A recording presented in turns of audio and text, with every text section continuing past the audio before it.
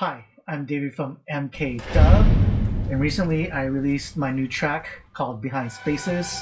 Recorded the video at Santo Recording Studio in Oakland, California, and I recorded some of the basic tracks there, but then I took it home to mix it.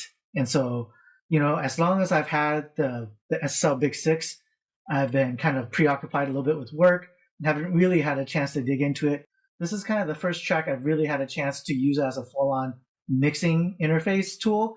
And yeah, let's just dig into it, see how it turned out for this particular track. We're talking about our mix down. You see I have a couple of buses here, right? So I've, the drums are on stereo bus 1 and 2. The Pro 3, which is kind of the lead synth sound, is on bus 3. Bass is on 4. And then the rest of them all stereo buses, right? And then here, external bus 1 and 2. So these are kind of the extra external channels that the SSL Big Six mixer has. They're a little bit limited. They don't have any EQ on them. Those buses there, I went ahead and added just some kind of effects things. Here, the Valhalla reverb I put on there. And you can see I just had a little bit of kind of atmospheric synths here in the middle of the track. So, just kind of extraneous stuff, but the main action is happening in the proper buses, right?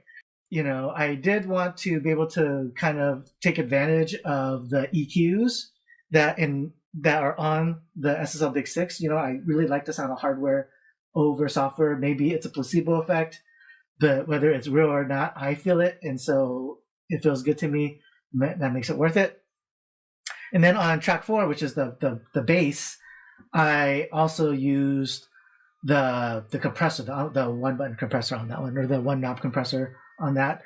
And I also just want to be sure that we cover all our bases and using the G bus compressor, right? So that's kind of one of my favorite things about this mixer. And I know it's a dumbed down version of the famous SSL compressor, but dumbed down, that's exactly that's exactly what's needed for me. So one of the things that's, especially now that I am trying to balance, work and family and then still trying to be creative here, is that I've had to make some trade-offs, right? And one of the things that I realized is that I'm not going to become like a professional mixer, right? That's not going to be my forte in life. I do enjoy it. I think it's a lot of fun. I love to kind of get in there, but I just don't get enough reps. I don't get enough practice doing it to really become really, really awesome at it. So I just need a tool that can get me working really fast to get to, an acceptable level, right? And if I ever get to that level where I need to have professional quality mixed tracks, then hopefully I will have the money to pay for that. In the meantime, I just need a tool that can allow me to work fast. And that's where I really like the kind of simplified tools here on the SSL Big Six. If I need anything more complicated, right, I can always go into the individual tracks. I can use plugins, right, like the fab filters or the UAD stuff to sculpt the sound a little bit more finer than what I can accomplish on the board. I'm going to start the track here, and what I'm going to do is pop the sources in one by one. I'll bring in the external buses 1 and 2 first. You can hear a little bit of the reverb kind of coming in from that's the Valhalla reverb I have on the external 2 bus, and then the lead sounds on channel 3. The drums are going to come in slowly. Right, and so one of the things I love about the SSL Big Six is that I use this not only just for mixing, but I use it to jam every day, right? As to kind of mix my everyday practice.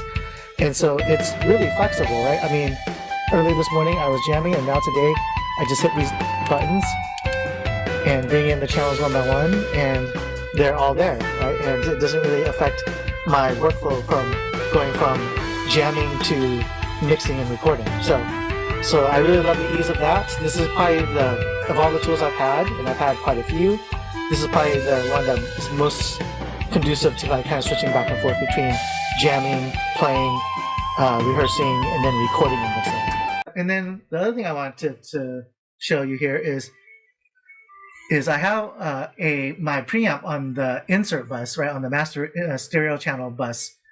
And this is kind of my secret weapon, if you can call it that. If you want to be overly charitable, to kind of add that air. And I'll probably shoot a video in the future that talks about that specific preamp. Yeah, so we've got the EQ settings here.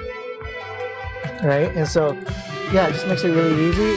So yeah, and then this allows me to, I just turn them off when I'm jamming, or maybe I don't even turn them off when I'm jamming because it doesn't really affect me either way to have them on when I don't really notice that much, honestly, when I'm jamming, because I'm just trying to concentrate on the content of what I'm doing. So yeah, so that's basically it. I've got the insert on, I've got the compressor on. I just want it to kind of be touching a little bit, so that might be a little high.